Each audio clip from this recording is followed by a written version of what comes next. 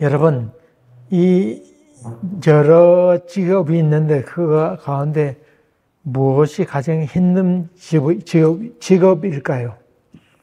저는 참 운전 트레일러 기사했으면 좋겠다는 생각을 갖습니다. 무거운 짐을 싣고 내가 갈 대로 계속해서 달리기만 하면 되니까 참 좋겠다는 생각을 갖는데, 제가 언젠가 몬트리올에 트레일러 기사 된 집사님 만난 적이 있습니다.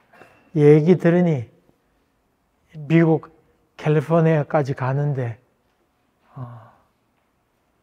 종종 어떤 때는 트레일러 안에서 자고 있는데 그 트레일러 달과 같은 그 짐이 없어지는 경우도 있다고 하는 얘기를 들었습니다. 그래서 잠을 제대로 자지도 못하고 밤새 그렇게 지낼 때도 많이 있다고 하는 얘기 듣고, 또 이 카나다 지역에 다니는 트럭들은 빙판길을 달리잖아요. 살얼음이 끼어 있는데 거기 달릴 때 브레이크 밟으면 뒤에 있는 트레 짐이 무거워서 휙 돌아가면서 차가 빠지게 되고 자기가 타고 있는 그 차를 들이받는 경우가 있어서 많은 사람이 죽는다고 하는 얘기도 들었습니다.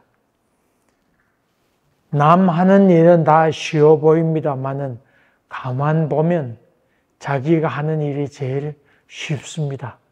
그래서 그 이름하여 천직이라 얘기합니다.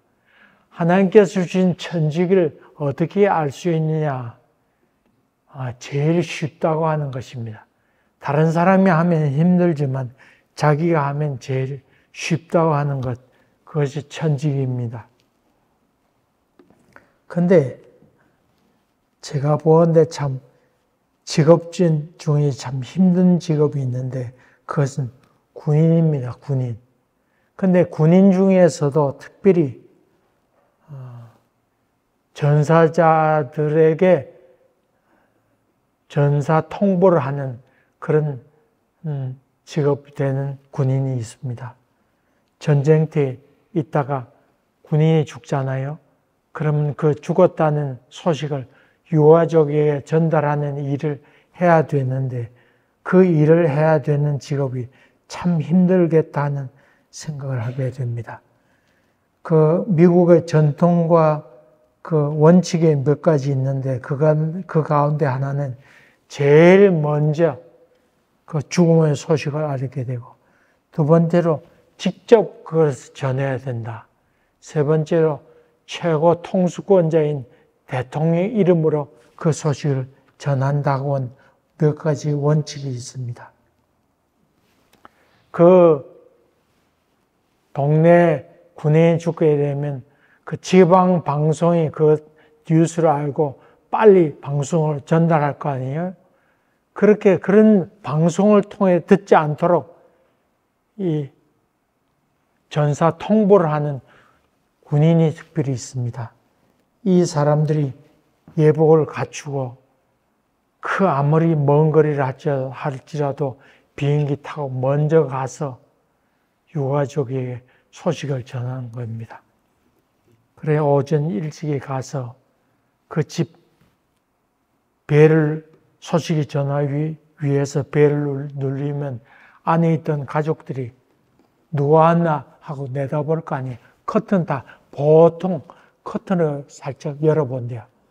열어보는데 정장을 입은 군인이 와서 턱 두 사람이 서 있는 거 보고는 가슴이 철렁하면서 그때부터 울음 소리가 그 집안에 나온다는 겁니다. 그래서 엉엉 울면서 가족 모여서 이렇게 나오는데 그런 장면을 목격하는 것이 참 얼마나 고통스러운 일인가. 그것을 영화한 것이 있어서 제가 본 적이 있습니다. 지방 방송이 있지만은 그 사람보다 먼저 그 소식이 전해야 되는 그 사람의 고통, 그것을 영화한 것입니다. 제일 먼저 소식을 전하게 됐는데 그때 미망인과 또 그의 부모님 이런 사람이 나오면서 우는데 펑펑 우는데 참 그 슬픈 소식을 전한 사람의 비애가 느껴졌습니다. 오늘 본문의 말씀은 사무엘이 전했던 이야기가 바로 그런 사명이었습니다. 하나님 부르심 받았을 때 사무엘이 뭐라고 대답했다 그랬죠? 히브리 말로 힌내니 그랬습니다. 그렇게 해서 하나님의 뜻을 들었는데 엘리 제사장에게 대한 일이었습니다. 엘리 제사장의 집안의 일에 대해서 영원히 심판하겠다. 왜냐하면 그의 죄악 때문이라고 그렇게 말하고 있습니다. 이 영원히 심판받겠다. 이 말은 아들들이 저주를 받아서 회복되지 못할 것을 말하고 있습니다. 아들들이 저주를 자청하게 되었는데 그것을 금지하지 못했다고 하는 말입니다. 또 이어서 한 말은 제물과 예물을 드리라 할지라도 용서함 받지 못한다. 그런 말입니다. 그러니까 하나님의 저주가 이미 임했다. 그런 말이죠. 죄사함 받을 길이 없다 하는 말입니다. 그 아들들의 이름이 옴니아스와 비느하스 아닙니까? 첫째로는 백성들이 재물을 갖고 오게 되면 자꾸 시종들을 시켜가지고 그 재물을 빼앗는 겁니다. 탈취하는 겁니다. 그리고 두 번째라는 죄는 그 성전 안에서 음행을 했다고 하는 것입니다. 그리고 근본적으로 엘리에게는 그 아들들은 하나님보다 더 귀중하게 여겼다는 그런 뜻이죠. 그러니까 이 죄는 하나님을 모독한 죄이고 만연히 여긴 죄였죠. 그 결과 집안에는 노인이 없을 것이다. 다 일찍 죽는다는 말이죠. 그래서 그 유명한 말이 나오죠. 나를 존중히 여기지 않는 자는 내가 존중히 여길 것이고 나를 멸시하는 자는 내가 천대할 것이다. 사실 엘리는 그 얘기를 듣고 자식들에게 얘기했습니다. 야, 너희들이 어떻게 그렇게 했느냐? 왜 그렇게 했느냐? 그렇지만은 설득력이 없었던 것 같습니다. 분명히 똑 부러지게 얘기하지도 못했던 것 같고 자식들도 그 얘기 듣지 못했던 것 같습니다. 실천하지 아니했습니다. 그래서 이 저주를 자청했다 그렇게 표현하고 있습니다. 여러분 살면서 권위를 회복하는 일도 참으로 중요한 일입니다. 자식들에게 권위 있게 설명하는 것 참 귀중한 일이죠. 그런 하나님의 환상을 또 말씀을 듣고 나서 다음날 아침 일찍 사무엘이 일어나서 성전 문을 열었습니다. 그리고는 이렇게 있게 됐는데 그 엘리 제사장이 일어나서 사무엘아 사무엘이라 부르게 됩니다. 나이 들면 느는 것이 있습니다. 그것은 눈치면 늘죠. 일어나서 사무엘을 보니까 뭔가 낌새가 이상했던 것을 이 엘리 제사장이 보았던 것 같습니다. 그래서 사무엘에게 얘기합니다. 야, 어제 무슨 일이 있었는가? 아마 사무엘이 가슴이 철렁했겠죠. 그랬는데 네가 솔직히 얘기하지 아니하면 너와 내게 벌을 내리기 원하노라. 그렇게 얘기하니까 이 사무엘이 지난번에 있었던 이야기를 그대로 하게 됩니다. 그 말을 들은 엘리는 역시 제사장답게 하나님이 선하신 뜻대로 행하시기를 원하나이다. 자포자기하듯이 그렇게 중얼거리게 됩니다. 하나님은 참 너무하시기도 합니다. 이 사무엘에게 주신 첫 사명이 이다디도 힘든 일을 맡기는 겁니까? 스승인 그 엘리에게 이 회복할 길이 없는 저주의 말을 전하는 것이 얼마나 고통스럽고 힘든 일이겠어요. 참 더군다나 회복할 수 없다는 얘기를 전하게 될 때에 이 사무엘의 고통, 방법은 이런 방법이 있습니다. 그러면 괜찮을 텐데 그런 방법까지도 없는 이 사실을, 이 저주를 이 전해야 되는 이 사무엘에게 얼마나 고통이었을까요? 사무엘이 좀 나이가 들었다고 하면 하나님 하필 왜 이 말을 내가 전해야 됩니까? 왜 나에게 이런 거 보여주셔서 말 안 하면 안 되게 그렇게 하십니까?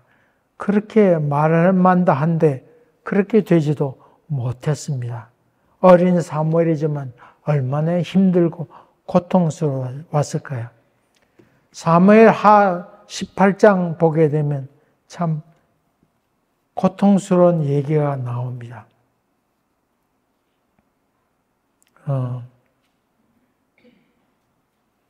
이 다윗의 아들 압살롬이 있지 않습니까? 압살롬이 아버지 폐위시키고 자기가 왕위에 오르게 됩니다.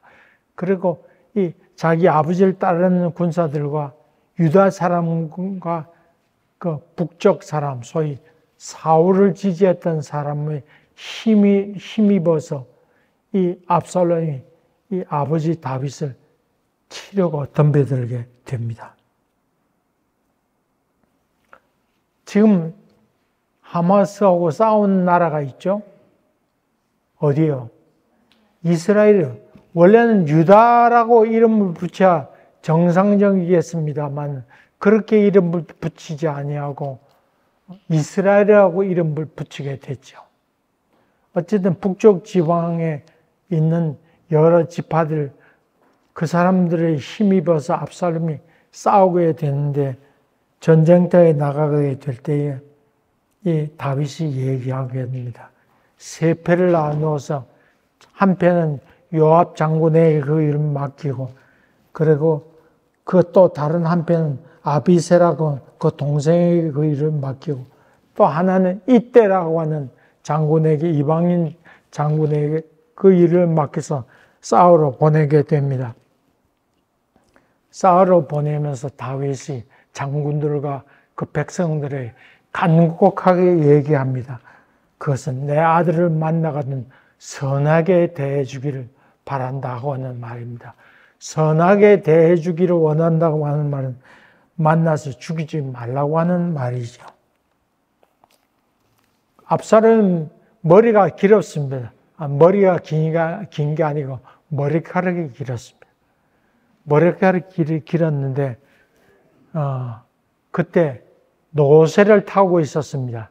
보통 싸우는 사람은 말을 탔는데 전쟁하는 사람은 말을 탔고 평화를 또 왕은 노새를 타고 이렇게 가는 것이 일반적인 관습이었습니다.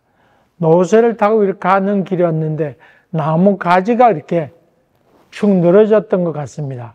근데 노새가 끄떡끄떡 가던 길에 바람이 불었는지 모르겠지만 그 긴 머리카락이 그 나무 가지에 걸려가지고 떨끄덕 아마 묶었던 것 같아요. 이렇게 묶어서 가다가 나무 가지가 떨끄덕 걸렸는데 풀었으면 지나가서는 풀렸을 텐데 묶었으니까 이게 돌돌 말아가지고 불끈 했더니 막 그렇게 했겠죠.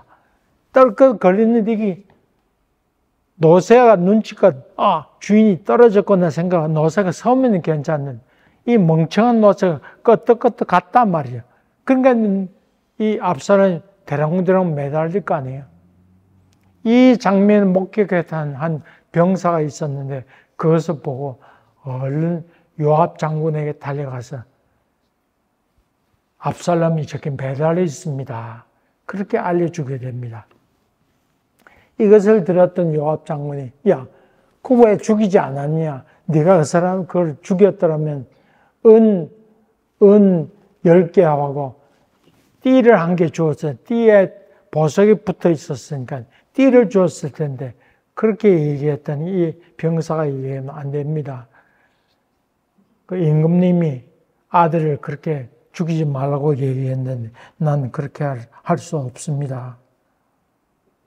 그러면서 얘기하길 은 1000을 준다 할지라도 나는 그렇게 안 됩니다. 그렇게 얘기하게 되죠. 그러면서 만약에 내가 그 사람을 압살롬을 죽였다면 당신이 나를 가만두었겠냐고, 나를 대적하지 않았겠냐고 그렇게 얘기합니다. 그런데 이 사실을 보고 있던 한 병사가 신하가 있었는데 사독의 아들이 되는 마이스라고 하는 전령이었던 것 같습니다. 소식을 전하는 사람이 있는데 아히마아스가 나서면서 요압 장군님 내가 가서 이 다윗 임금에게 소식을 전하겠습니다. 그렇게 얘기했더니 가만히 있거라. 가만히 있거라. 네가 이 일로 인해서는 상을 얻지 못할 거다. 네가 임금님한테 가서 얘기해도 임금님이 좋아하지 않을 거다. 좀 가만히 있거라. 그렇게 얘기하면서 누구에게 일을 부탁하냐면 구스 이디오피아 사람이죠. 여러분 요새 해협을 지났는데 미국하고 싸우는 나라가 있죠. 어디요? 예멘에 후티 반군이 있습니다. 그 사람들이 사실은 이디오피아 사람인데 그 사람들이 오래전에 넘어가서 만든 나라 예멘입니다. 그 사람이 구스 사람들입니다. 사실은. 지금은 해협으로 나누어져 있어 떨어지게 되었지만은 이디오피아 사람이 넘어가서 지금의 예멘 사람이 된 것이 후티 반군이 된 사람입니다. 그 사람들이 있었는데 그 한 병사를 불러다가 야 네가 가서 전해라. 그래서 이 구사 사람이 사실을 전하러 가게 됐는데 아까 얘기했던 아하마이스가 말타기를 그 사람이 전령이었으면 말을 더 잘 탔던 것 같습니다. 또 와서 장군님 내가 가서 또 전하겠습니다. 그래서 나도 가게 해달라고 그렇게 얘기했더니 자꾸 요청하게 되니까 요 장군이 너도 가서 그럼 전해라 허락하게 되죠. 그 아히마아스가 전령이었으니까 더 빨리 먼저 가서 막 달려가지고 먼저 가게 됩니다. 막로에서 이렇게 보고 있던 병사가 있었는데 다윗 왕하고 같이 막로에서 보고 있었는데 다윗에게 누가 오느냐 물을 거 아니에요. 이렇게 달려오는 모습을 보고 막로에 있던 그 병사가 보니까 아히마아스입니다. 달리는 폼 보니까 아히마아스입니다. 그렇게 얘기했더니 다윗 왕이 얘기하기를 그 사람 착한 사람이니까 아마 좋은 소식을 갖고 올 거다. 그렇게 얘기합니다. 마침 아히마아스가 도착했을 때 다윗 왕이 묻습니다. 어떻게 됐느냐? 그랬더니 눈치를 챘던 이 아히마아스가 소동이 일어났습니다마는 무슨 일이 일어났는지 잘 모르겠습니다. 그렇게 얘기합니다. 자기가 뻔히 알아야 몰라요. 이미 알고 있지만은 소동이 일어났는데 잘 모르겠다고 그렇게 얼버무리게 됩니다. 이어서 도착했던 구스 사람이 야 어떻게 됐냐 그랬더니 왕을 배반한 사람은 다 그와 같이 되기를 원하나이다. 그렇게 얘기하게 될 때 그 얘기를 들었던 다윗이 통곡을 하면서 압살롬, 압살롬, 내 아들 압살롬아, 내가 대신하여 죽었더라면 좋았을 거라 하면서 울면서 돌아가게 되는 장면이 나오지요. 만일 이 사무엘이 야마이스처럼 아이고 어젯밤 하나님께서 말씀해 주셨는데 제가 지혜가 부족해서 그게 무슨 뜻이 모르겠습니다. 그렇게 얘기했으면 좋았을 것 같아서 그렇게 얘기하지 아니하고 어제 들려주신 대로 이야기합니다. 대충 얼버무리지 아니하고 있는 대로 전하게 됩니다. 그리고 엘리는 그 말을 그대로 받아들이게 됩니다. 하나님은 왜 사무엘에게 이런 일을 맡기신 것일까요? 왜 이런 것을 보여주셨을까요? 참 입장 곤란한 일이었고 그 자기 스승이 제사장이었고 또 자기를 가르쳤던 스승이 아니었습니까? 또 엄마에게 그 애 낳는 응답을 보여줬던 또 축복을 했던 사람이고 또 어릴 때부터 자기를 키워줬던 사람이 바로 엘리 제사장이었는데 그에게 이런 말을 한다는 것이 얼마나 어려운 일이었을까요? 참 어려운 일인데 왜 이런 일을 시켰던 것일까요? 살다 보면 여러 종류의 사람을 만나게 됩니다. 늘 좋은 말만 해주는 그런 예스맨이 있습니다. 립 서비스를 참 잘해주는 그런 사람이 있죠. 또 반대로 부정적인 말만 잘해주는 사람이 있습니다. 꼭 속을 휘 뒤집는 말을 잘하는 사람도 있습니다. 또 이간질하고 또 부풀려서 나쁘게 얘기하는 사람도 있습니다. 이런 사람도 속이 참 나쁜 사람입니다.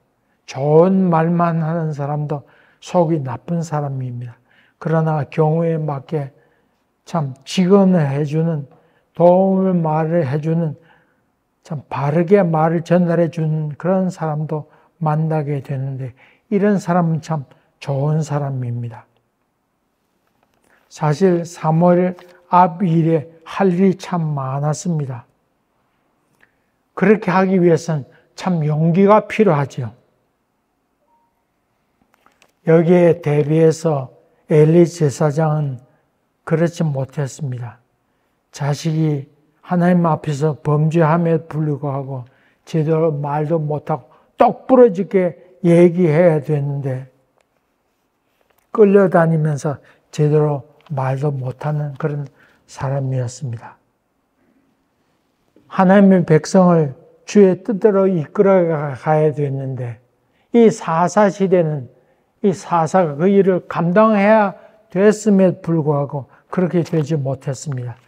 여러분이 잘 아는 모세 같은 경우 출애굽한 다음에 십계명 받아 내려왔을 때 밑에 있는 사람이 우상 숭배하며 금송아지를 만들어서 난리치고 있을 때 이 모세는 턱 나서서 하나님 편에 설 사람과 그렇지 못한 사람 구별해 놓고 저렇게 나쁜 짓 한 사람을 처단하라고 그 단호하게 얘기하지 않습니까?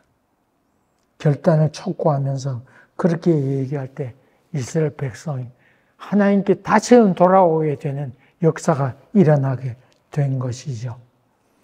특별히 사사 시대는 다 자기 말만 옳다고 그렇게 얘기하는 자기 좋을 대로 살아가는 그런 시대에 살았는데 이럴 때 필요한 것은 하나님의 절대적인 권위를 갖고 얘기해 주는 그런 것이 필요한 시대였습니다. 이런 시대에 이런 사람이 필요했기에 하나님이 그런 사람 부르셨던 것 같습니다.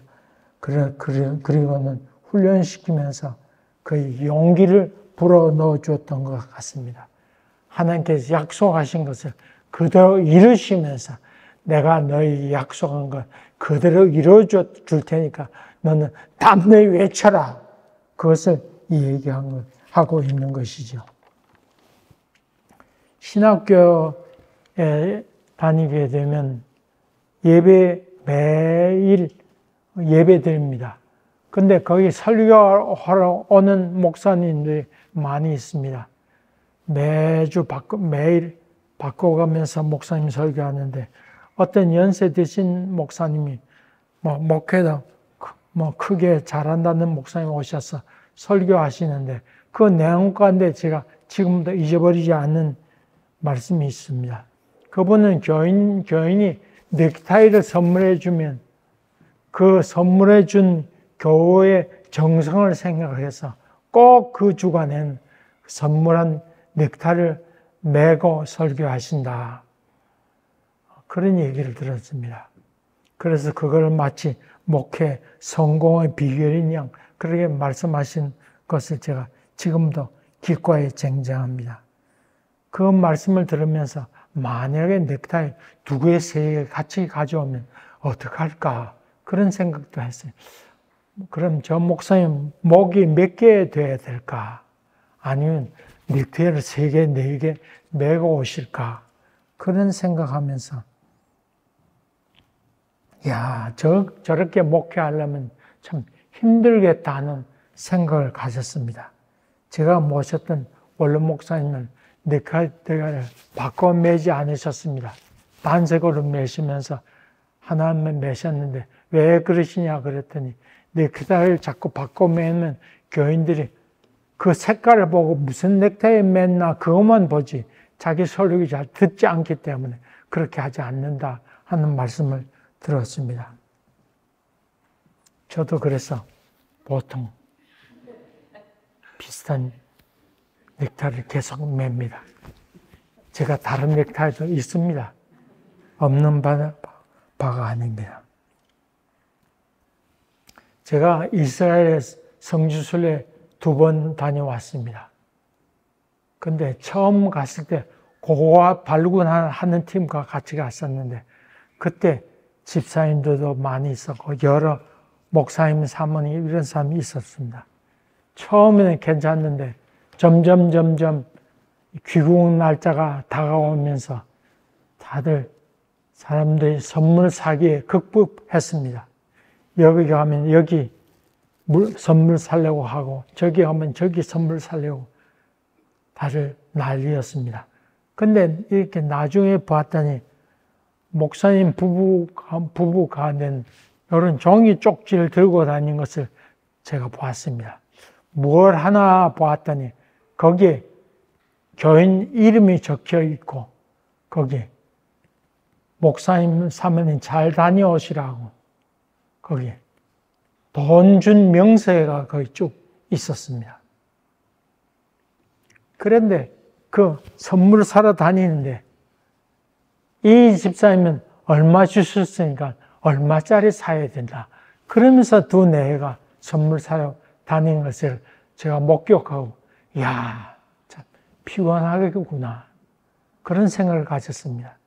여러분 적게 내신 분도 자기 지극 정성을 다해서 들었을 거 아니에요. 많이 내신 분은 자기 형편이 좀 나아서 그렇게 들었을 거 아니에요. 그래서 거기에 맞춰가면서 선물하려면 얼마나 어려울까 그런 생각 가졌습니다. 저도 큰 교회 부목사였으니까 교인들이 돈이 많이 줬을까요? 안 줬을까요? 줬을 것 같아요? 안 줬을 것 같아요? 나중에 보니까 제가 돈을 제일 많이 갖고 있었습니다. 그래서 많이 주신 분도 있고 적게 주신 분도 있고 그 차별해서 드리면 되겠나 생각해서 제가 방법을 연구했는데 그것은 겨자씨를 선물하는 게 좋겠다 생각하셨습니다. 그런데 겨자씨는 어디에 있는지 알아봤더니 자파 게이트 문이 몇 개 있는데 그 중에 요빠라고 하는 곳에 향하여 있는 자파 게이트라고 하는 곳에 거기 겨자씨가 있다는 얘기 들었습니다. 거기는 아랍 사람이 전명해 있었기 때문에 함부로 가기 힘듭니다. 그러나 제가 얘기 듣고 자파 게이트 가서 그 겨자씨를 가져와야 되겠다 생각해서 아랍인 택시를 불러서 타고 가서 겨자씨를 제가 가져왔습니다. 목숨을 걸고. 그리고 갖고 와서 그 다음 주에 제가 설교하게 됐는데 겨자씨를 흰 종이 이렇게 잘라가지고 겨자씨 2개, 3개 놓고 스카치 테이프를 발랐습니다. 그래서 맨 뒤에 그거 놔두고 여러분 제가 겨자씨를 구해왔습니다. 필요한 사람은 가져가세요. 그래서 필요한 사람이 가도록 그렇게 했습니다. 똑같이. 그 돈 많이 남았는데 그 많이 남은 돈은 그때 선교사로 있던 그 선교사, 지금 부산의 외국어의 대학 교수로 와 있는 그 선교사님에게 돈을 다 남겨주고 왔습니다. 박수 쳐야 되는 거 아닙니까? 지금 생각해도 참 하나님께서 내게 지혜를 주셨구나. 인정적인 목회를 하다 보면 사람에게 끌려 살게 되고 결국 자기 할 말을 못하게 되는 경우가 많이 있습니다. 실제로 제가 몇 년 전에 있었던 얘기를 함으로 오늘 설교를 마치려고 합니다. 이웃 교회에 권사 취임식이 있었습니다. 흔히 권사 취임식 하게 되면 파티가 생겼구나 그렇게 생각합니다. 그래 권사 취임식이 있었는데 저보고 권면의 말씀 부탁한다 그래서 그러마라고 대답했습니다. 그러면서 몇 주 전이었는데 기도하면서 무슨 말씀을 전할까 그렇게 고민하는데 하나님께서 나에게 야 권사 취임하는 것은 파티를 열고 축하를 그런 일이 아니다. 그러니까 네가 정신 똑바로 차리고 말씀을 똑바로 증거하도록 해라. 그렇게 하나님께서 거듭해서 말씀하셔서 내가 하나님 하필 내가 이런 말을 내가 전해야 됩니까? 많이 괴로웠습니다. 하나님, 그 교인들은 그 권사 취임식을 파티로 생각해서 대단히 잔치를 지금 벌이려고 하는데 하필 내가 가서 그런 말씀을 전해야 됩니까? 그렇게 해서 내가 하나님께 난 못하겠다고 그렇게 말씀드렸다니 하나님께서 내게 거듭해서 말씀하시기 야, 네가 그 말을 전하지 않으면 넌 하나님의 사람이 아니다. 그렇게 내게 말씀해 주셨습니다. 그래서 고민하다가 어쨌든 원고를 다 썼습니다. 거기 가서 생각이 바뀌면 되지 않잖아요. 그래서 제가 하나님께서 주신 말씀을 제가 무릎 꿇고 고민하면서 설교 말씀 준비했습니다. 권면의 말씀 준비했습니다. 근데 제가 이렇게 있는데 권사 이렇게 피택받은 권사가 나오는데 막 이렇게 하면서 나오는 겁니다. 근데 이분들 뭐 그렇게 한다 할지라도 밑에 있던 그 청년들이 박수를 치면서 소리 지르나 와 소리 지르면서 난리 피우는 거예요. 제가 그 순간에 그 순간 하나님께서 내게 전하라고 하는 말이 바로 그 말이구나 하는 큰 확신이 확 들었습니다. 그리고 제 순서가 돼서 단에 서자마자 여러분 이게 뭡니까? 그리고 제가 원고대로 속사포를 쏘아댔습니다. 그 교인들이 날 좋아했을까요? 안 좋아했을까요?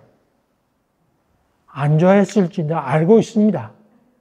압니다. 저도 눈치도 있는 사람입니다. 얼굴 표정 보고 제가 다 알았습니다. 찬물 끼얹듯이 조용해졌습니다.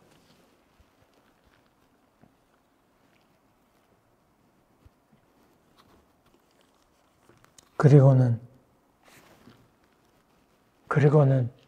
끝내고 돌아왔습니다. 그 이후로 그때 있었던 분 가운데 우리 정희수 박사와 김동인 전도사님이 제가 권면의 말씀을 전한 것 보고 그 다음 주 교회로 출석하시게 되었습니다. 제가 지금 빙판인 길이었기에 교회 잘 나오지 못합니다만은 엊그제도 통화했는데 잘 계십니다. 위에서 기도하고 계신다고 하는 얘기도 들었습니다. 그리고 아까 그 권사 취임할 때 이렇게 했던 권사님하고는 지금 잘 지내고 있습니다. 그분이 제가 그때 했던 말씀을 마음가에 새기면서 하나님 말씀으로 받아들이고 겸손히 잘 섬기고 있다고 하는 말씀을 직접 들었습니다. 그리고 그 교회에서 저를 여러 차례 초청해서 제가 강사로 설교하기도 했습니다. 하나님 말씀 앞에 순종하게 될 때 하나님의 준비된 영혼을 만드셔서 잘 받아들이도록 하셨음을 제가 알게 되었습니다. 여러분, 종종 사람을 기쁘게 할까 아니면 하나님이 기쁘게 할까 그런 기로에 놓일 때가 많이 있습니다. 그럴 때 늘 하나님 말씀 앞에 순종하면서 결정적일 때 참 하나님 말씀을 갖고 하나님 말씀 앞에서 용기 있게 단호히 말할 수 있는 용기 있는 믿음의 사람들, 사무엘처럼 용기 있는 믿음의 사람들이 다 되시기를 주의 이름으로 간절히 축복합니다. 기도하겠습니다. 주님, 결정적인 때가 있는데 그때 비겁하지 아니하고 용기 있게 담대히 하나님의 말씀을 전하는 믿음의 사람 다 될 수 있도록 도와주시옵소서. 예수님 이름으로 기도하옵나이다. 아멘. 이제는 우리 주 예수 그리스도의 귀한 은혜와 우리 아버지 하나님의 무한하신 사랑하심과 성령님의 교통하시며 충만케 하시며 진리를 분별하여 늘 순종케 하시는 귀한 은혜가 오늘도 하나님의 뜻에 따라 우리 마음 정하고 살기를 다짐하며 주의 뜻 따라 살기를 다짐하며 세상으로 나아가는 모든 성도들 머리 위에와 저들의 가정 위에 그리고 피 흘려 사신 몸된 교회 위에 지금부터 영원토록 함께 하옵시기를 간절히 축원하옵나이다. 아멘.